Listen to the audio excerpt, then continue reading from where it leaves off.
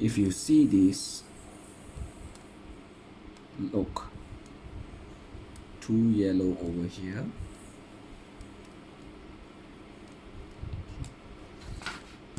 If you have end up in this direction, this way, no issue. Just make sure that this 2 is facing the opposite and you follow these steps. See the yellow color? 1, 2, 3, 4, 5, 2.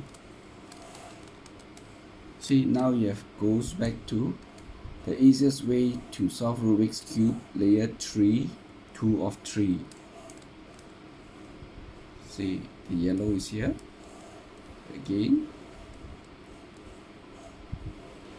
if you refer to the easiest way to solve Rubik's Cube, layer 3, 2 of 3, you will have to solve this way. It's outside. Here it goes. 1, 2, 3, 4,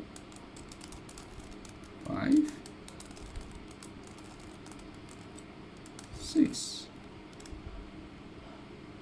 That's it.